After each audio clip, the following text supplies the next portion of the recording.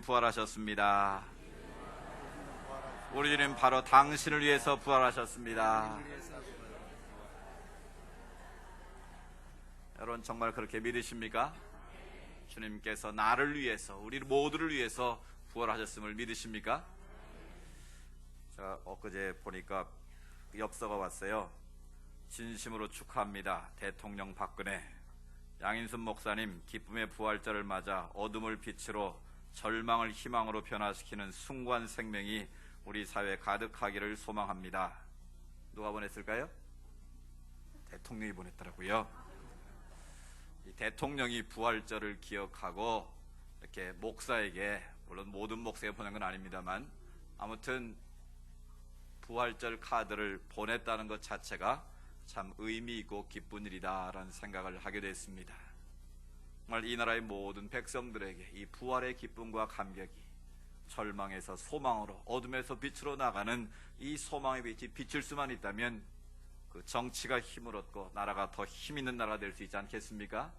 그래서 이 부활의 기쁨과 감격이 우리 자신에게 뿐만 아니라 이 민족 모두에게도, 또 어둠 가운데 모든 열방 가운데도 전해질 수 있었으면 좋겠습니다.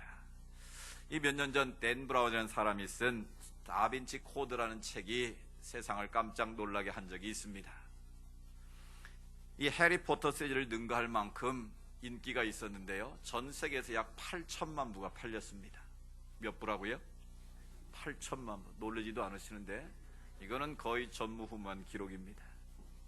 해리포터 시리즈가 약 1억 권이 팔렸다고 그러는데 그것에 필적할 만큼 많은 책이 팔렸습니다.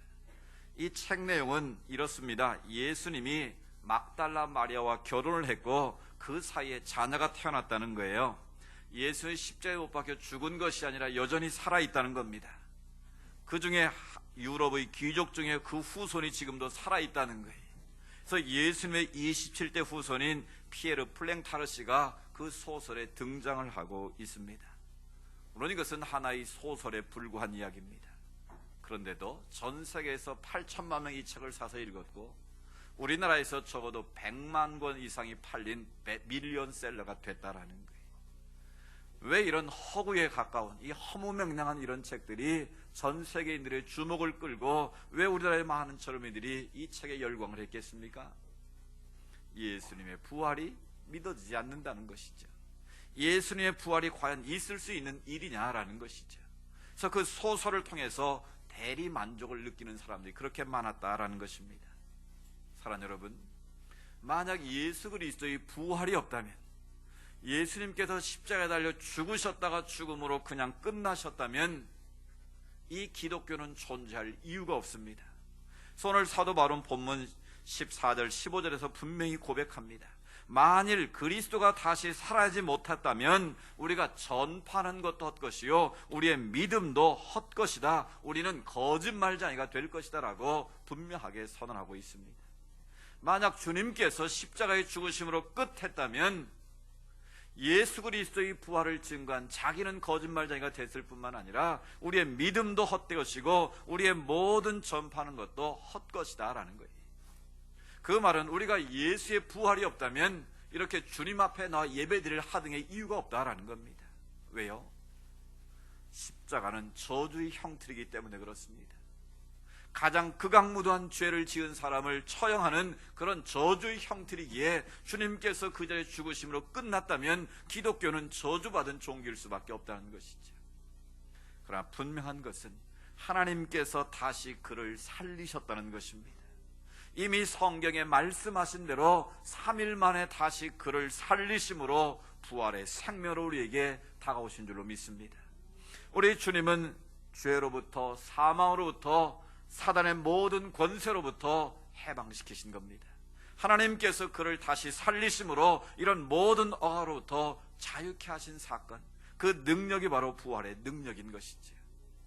많은 사람들이 지금도 이 부활을 신화로 치부하고, 어떤 사람들은 예수님이 기절했다 깨어났다고 주장하고, 로마의 군병들이 시체를 도적질했다 표현하기도 하고, 있지도 않은 일을 꾸며낸 환생설에 불과하다고 주장하는 많은 사람들이 있지만, 그럼에도 불구하고 예수 그리스도는 2000년 전에 바로 나를 위해서, 우리 모두를 위해서 부활하신 줄로 믿습니다. 그 부활의 주님을 만나고 부활의 신앙을 우리가 회복할 때만 우리는 예수를 믿는 의미가 있는 것이고 기독교가 존재하는 이유가 있는 것이고 우리가 살아도 영원히 살 수 있는 길이 열리는 길이 주어졌다라는 겁니다. 그럼 오늘 2000전에 살아가신 예수님의 부활이 오늘 나의 삶 가운데 어떤 의미가 있는가? 그 첫 번째 의미는 부활은 우리를 사망에서 생명으로 일어나는 자리임을 말씀하십니다.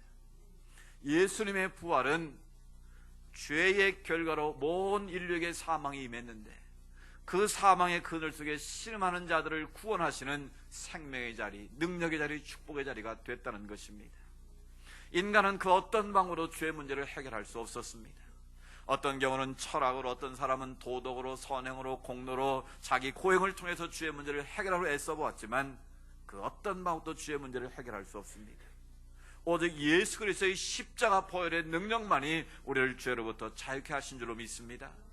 그 죄의 권세를 깨뜨리시고 부활하신 예수 그리스도, 그 부활의 능력이 임할 때에 죽은 자가 살아나고 병든 자가 치유되고 절망과 나라 새로운 소망을 발견하는 역사가 임하는 줄로 믿습니다.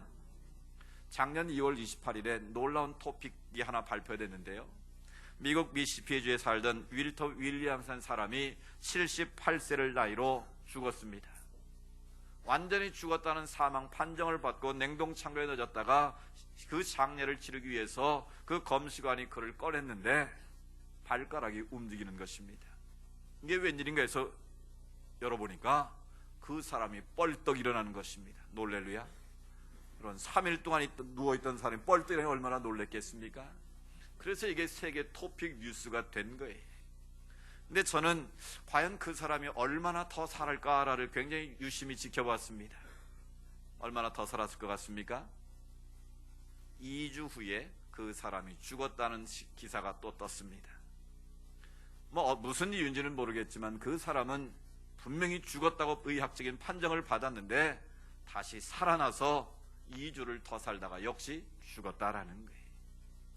아담의 모든 후손들은 죄 가운데 태어나서 죄 가운데 죽게 되어 있습니다. 아무리 살았다 할지라도 다시 죽는다는 거예요. 나사로가 죽은 지 나흘 만에 부활했지만 살아났지만 다시 죽었을까요? 안 죽었을까요? 다시 죽었다는 거예요. 모든 인간은 죽음의 문제를 해결할 수가 없다라는 거예요. 오직 예수 그리스도 그분만이 죄의 권세를 깨뜨리셨기에, 사망의 권세를 깨뜨리셨기에 그를 믿는 자만이 영원한 생명의 부활로 나아갈 수 있다라는 겁니다. 오늘 우리가 살고 있는 이 시대는 생명이 경시되고 있는 사회입니다. 인간의 생명의 존엄성이 무참히 짓밟히고 있는 시대에 우리가 살고 있습니다.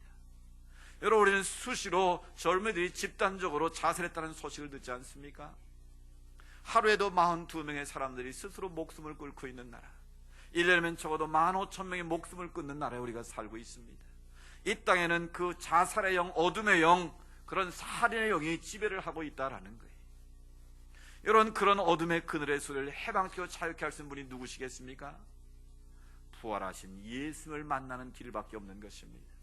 부활의 주님을 만나면 우리는 죽어도 다시 사는 그 비밀을 알게 되는 것입니다. 그래서 죄와 사망의 그늘 속에 거하던 자들이 부활의 주님을 만나게 되면 생명의 빛 가운데로 다시 나오게 되는 것이죠. 사랑하는 여러분, 우리가 부활의 주님을 만날 때만 우리에게는 자유함이 있습니다. 부활의 주님을 만날 때에만 우리는 새 생명의 소망이 생기는 것입니다. 오늘 일부 예배에 그 2주 전에 살아난 아들을 잃은 그 부모님이 등록을 했습니다. 정말 그 마음이 얼마나 아프겠습니까? 그것을 어떻게 사람의 말로 위로할 수가 있겠습니까? 그러나 분명한 것은 그분들이 그 어려움을 이기고 다시 주님 앞에 나와 예수 그리스도를 주로 고백할 이유가 무엇이겠습니까? 죽음으로 끝이 아니라 우리에게는 영원한 부활의 생명이 있다는 사실을 믿었기에 그 부활의 소망의 주님을 사모하면서 주님 앞에 나온 것 아니겠습니까? 언젠가는 이 생을 떠나겠지만 주님 다시 오시는 그날 우리도 저 천국 가면 다시 만날 수 있다는 하늘 소망이 있기에 우리는 그 죽음을 이기고 다시 일어설 수 있는 것 아니겠습니까? 주님의 부활은 사망에서 생명으로 나아가는 그런 놀라운 역사를 일으키는 것입니다. 질병으로 병든 자들이 치유와 회복의 역사가 바로 부활의 주님을 만날 때 일어날 줄로 믿습니다. 바로 사망의 냄새가 가득한 이 땅에 부활의 주님이 임하시면 그 사망의 자리가 생명의 자리로, 죽음의 자리가 다시 살아나는 그런 능력의 자리로 변화될 줄로 믿습니다. 주님 말씀하시면 나는 부활이요 생명이니 나를 믿는 자는 죽어도 살겠고 무릇 살아서 나를 믿는 자는 영원히 죽지 아니하리니 네가 이것을 믿느냐? 이런 이 사실을 믿으십니까? 정말 이 부활의 주님을 만난 사람들은, 부활의 주님을 믿는 사람들은 죽어도 살고 살아서 나를 믿는 자는 영원히 죽지 않는 영원한 생명 우리 가운데 주어진 줄로 믿습니다. 이 부활의 생명 우리 가운데 있기를 주의 이름으로 축복합니다. 두 번째로 부활은 두려움과 불안의 소리를 평강으로 변화시키는 자리입니다. 예수님께서 고난주간을 보내시면 목요일날 행하신 여러 일들이 있는데 제자들의 발을 씻기시고 그리고 성찬을 제정하시고 겟세마네 동산에서 기도하시기 전에 제자들을 모아놓고 다락방 설교를 하셨습니다. 그 주님의 마지막 설교의 내용이 요한복음 14장, 15장, 16장에 기록되어 있는데요, 그 설교의 첫 마디가 14장 1절에 이렇게 기록이 되어 있습니다. 너희는 두려워하지 말라. 하나님을 믿으니 또 나를 믿으라 말씀하십니다. 주님의 제자들은 지금 두려움 가운데 휩싸여 있습니다. 3년 동안 믿고 따랐던 예수의 십자가에 달려 죽으신다는 겁니다. 그래서 그들이 두려움과 염려와 근심 가운데 있을 때 주님께서 너희들 그렇게 두려워할 필요가 없다. 내가 너희를 위해서 지금 처소를 예비하러 간다. 때가 되면 내가 다시 와서 너희를 그곳으로 인도할 것이다 말씀하십니다. 그리고 예수님께서는 겟세마네 기도를 하시고 십자가에 달려 돌아가시죠. 십자가에 돌아가신 후에 3일 만에 주님께서 부활하셨습니다. 그런데도 여전히 제자들은 어떻게 하고 있습니까? 문을 걸어 잠그고 두려움과 떨림 속에 숨어 있었다라는 거예요. 그때 주님께서 그들 가운데 타나서 첫 번째로 하신 말씀이 무엇일까요? 너희에게 평강이 있을지어다. 너희에게 평강이 있을지어다. 두려움과 염려와 근심 걱정에 쌓여서 문을 잠그고 떨고 있는 그들 향해서 부활의 주님은 평강이 있을지어다. 너희가 두렵고 떨 이유가 없다고 말씀하시는 겁니다. 비록 인간적인 상황으로 볼 때는 장차 자기들의 어떤 일이 닥칠지 그 두려움 가운데 떨 수밖에 없지만 부활의 주님이 나타나시면 그 두려움이 사라지고 그들 가운데 하나님의 샬롬이 많은 줄로 믿습니다.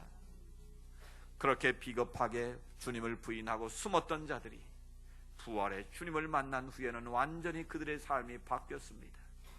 부활의 주님을 만난 이후에는 그 주님의 피 묻은 십자가와 그 복음을 위해서 자신의 목숨을 걸고 순교의 제물이 되는 하나님의 사도들이 될 수 있었다라는 겁니다. 그들이 그렇게 갑자기 변한 이유는 무엇일까요? 부활의 주님을 만났을 때 두려움이 사라진 것입니다. 하늘에 산 소망이 생기니, 나는 죽어도 산다는 그 믿음이 생기고 나니 그들이 두려움이 사라진 것입니다.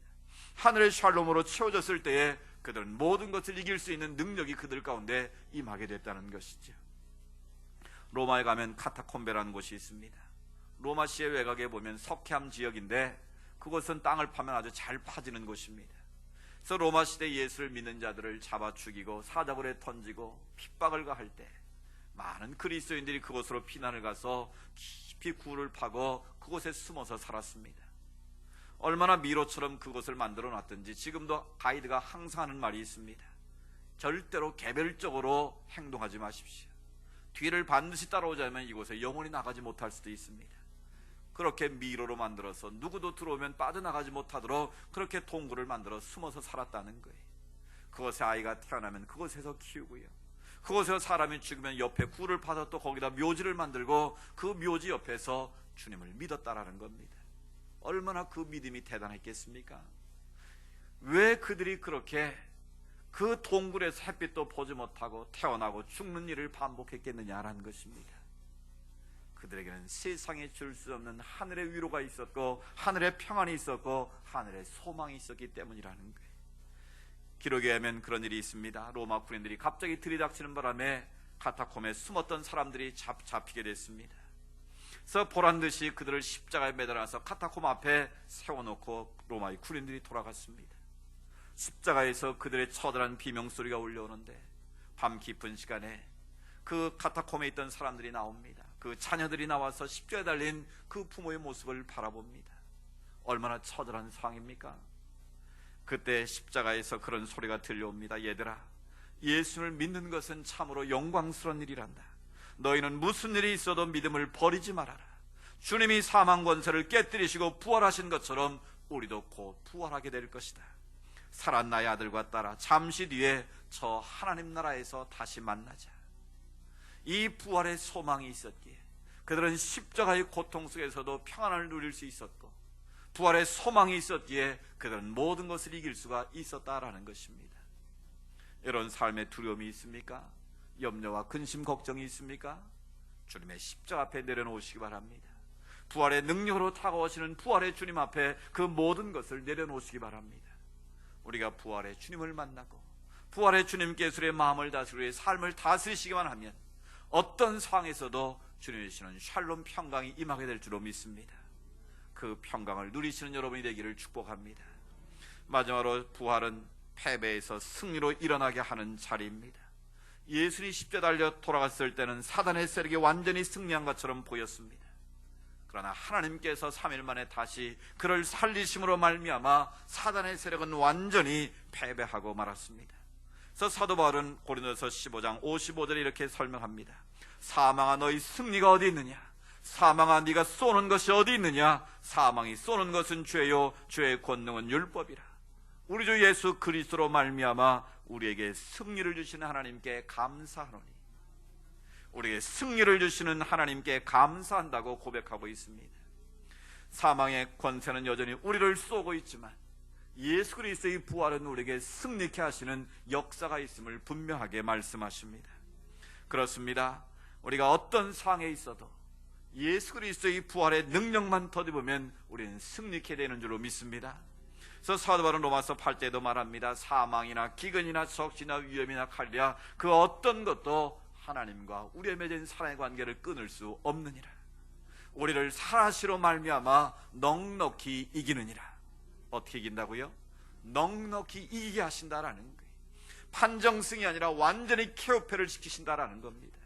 어떤 사단의 세력이 우리를 유혹하고 우리를 넘어뜨리려고 해도 부활의 주님을 만난 사람들, 부활의 능력을 덧입고 하늘 소망 품고 살아가는 자들은 넉넉히 이기게 하시는 하나님의 역사가 임하는 줄로 믿습니다.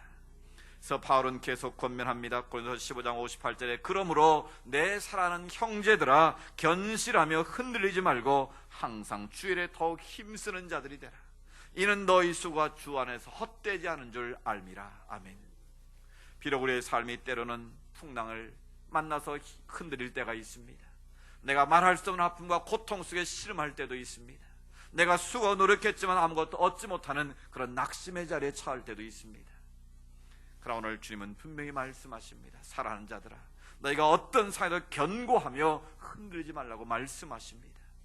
왜 그렇습니까? 부활의 주님이 우리 곁에서 우리를 이기게 하시기 때문입니다. 내가 싸워 이기는 것이 아니라 주님께서 이미 이겨놓으신 그 승리의 싸움에 우리가 믿음으로 동참하기만 하면 그 승리가 바로 나의 승리가 되는 줄로 믿습니다. 그 승리가 바로 우리 모두의 승리가 되는 줄로 믿습니다.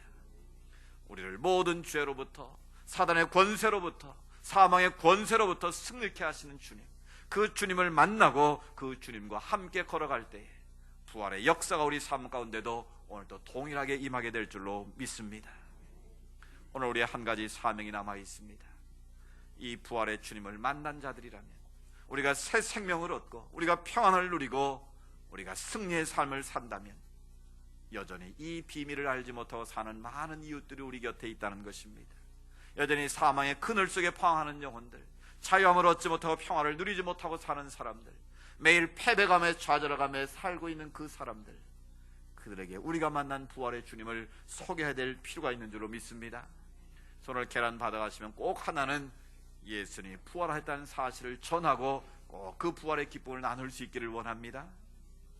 남태평양에 괌이라는 작은 섬이 하나 있습니다. 미군 공군 기지가 있는 섬인데요, 제가 전에 한번 가봤는데 요코이라는 작은 동굴이 그 섬에 있습니다. 1972년에 그 동굴에 산 노인이 발견됐는데요, 그 당시에 짐승 같은 사람이 그 지역에 살고 있다는 소문이 떠들었다고 합니다. 나중에 알고 가서 보니 58세 된 쇼이치 요코이라는 일본 사람이었습니다. 왜 그 사람이 거의 짐승처럼 살게 됐는가? 2차 세계대전 당시에 나고야에서 그는 징집이 됐습니다.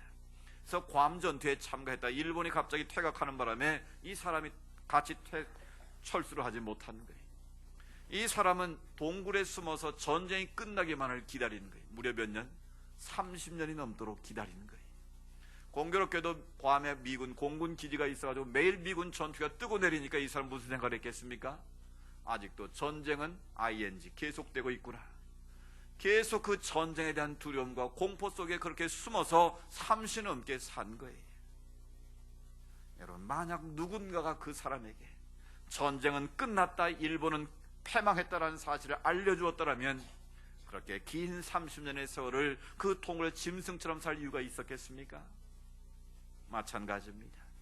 지금 이 순간에도 이 시대를 살고 있는 많은 사람들 가운데 동굴 속의 두려움과 공포 속에 살았던 그 요코이처럼 그렇게 죄 가운데 두려움 가운데 살고 있는 많은 우리의 이웃들이 있다는 겁니다. 바로 그들에게 내가 만난 이 부활의 주님, 생명의 주님, 이 능력의 주님, 치유의 주님을 우리가 그들에게 전해야 되지 않겠습니까? 그들도 부활의 주님을 만나서 우리와 함께 새 생명을 얻고 평화를 누리고 승리의 삶을 살아야 되지 않겠습니까? 이 부활의 아침, 우리가 그 부활의 기쁨과 감격을 누릴 뿐만 아니라 부활의 기쁜 속을 이웃들과 함께 나눌 수 있기를 원합니다. 그래 이 땅에 어둠이 물러가고 사망의 냄새가 물러가고 주님이 다스리신 부활의 나라, 축복의 나라, 은혜의 나라, 평화의 나라가 이 땅에 임할 수 있기를 원합니다. 우리 주님 바로 그 사명 감나로 우리를 부르셨고 우리 주님 다시 부활하셨습니다. 이 부활의 능력과 부활의 은혜가 우리 모두에게 임할 수 있기를 주의 이름으로 축복합니다. 하나님 아버지, 감사합니다. 부활의 아침, 부활의 소망을 품고 주의 말씀을 들었습니다. 부활하신 주님은 우리에게 영원한 새 생명을 주셨고 세상에 줄 수 없는 평강을 주셨고 우리에게 날마다 이기게 하시는 승리의 기쁨과 감격을 허락하셨습니다. 이 기쁨 가득 안고 이 비밀을 알지 못하는 많은 우리 이웃들에게, 요코이처럼 30년 넘도록 전쟁의 공포 속에 살고 있는 바로 그들에게 예수 그리스도의 십자가와 부활의 복음을 증거하게 하옵소서. 그래 이 땅에 어둠이 물러가게 하시고 빛 대신 주님께서 이 민족과 이 나라를 다스리셔서 주의 평화가 임하게 하시고 거룩한 주의 뜻이 이루어질 수 있도록 우리 모두를 축복의 통로로 사용하여 주시옵소서. 그렇게 역사하실 주님을 기대합니다. 이 기쁨과 감격을 가지고 우리 찬양대가 부활의 주님을 찬양하기를 원합니다. 그 창조에 임하시는 부활의 주님을 다시 한번 만나게 하시고 부활의 기쁨과 감격을 가지고 우리 모두 주님을 찬양하며 주님께 영광 돌리는 아름답고 복된 삶으로 이어지게 하옵소서. 예수님의 이름으로 기도드리옵나이다. 아멘. 이어서 우리 할렐루야 창대가 준비한 우리 부활절 칸타타로 우리 다시 한번 힘차게 박수로 할렐루야 하나님께 영광 돌립니다. 지금 이 시간에 전 세계에 중계된 부활절 칸타타 가운데 제일 잘한 것 같습니다. 여러분은 이 역사적인 순간에 생방송으로 지금 이 칸타타를 그것도 무료 입장으로 이렇게 들으셨습니다. 우리 칸타타를 위해서 우리 오케스트라 우리 찬양대원들이 정말 수고하셨습니다. 한 달 전부터 밤늦게까지 연습을 하고 또 새로운 곡을 배워서 이렇게 한다는 게 보통 일이 아닙니다. 우리 소리가 한 단계 업그레이드가 된 것 같아요. 오늘 하나님이 정말 기뻐하시는 받으실 만한 그런 귀한 찬양 하나님께서 받으신 줄 믿고 감사를 드립니다. 우리 다시 한번 우리 오케스트라 우리 찬양대원 위해서 우리 힘찬 박수로 한번 축복하겠습니다.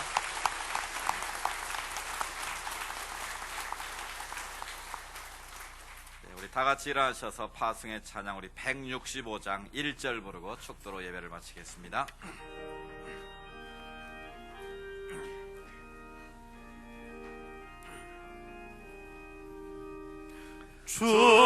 주님께 영광 다시 사신 주 사망 권세 모두 이기시었네. 든옷 입은 천사 돌을 옮겼고 누셨던 곳은 비어 있었네. 주님께 영광 다시 사신 주 사망 권세 모두 이기시었네. 아멘. 부활의 첫 열매가 되신 주 예수 그리스도의 은혜와 하나님 아버지의 크고 놀라우신 사랑하심과 성령님의 인도하시고 위로하시고 교제하심의 역사가 다시 사신 부활의 주님을 세상에 증거하며 승리의 삶을 살기를 다짐하며 세상에 나가는 주의 백성들 머리머리 위에 하나님께 올려드린 모든 믿음의 소원들 위에 정성을 다하여 하나님 올려드린 부활자를 칸타타 위에 이제로부터 영원토록 함께 하시기를 간절히 축원하옵나이다. 아멘. 주 믿습니다.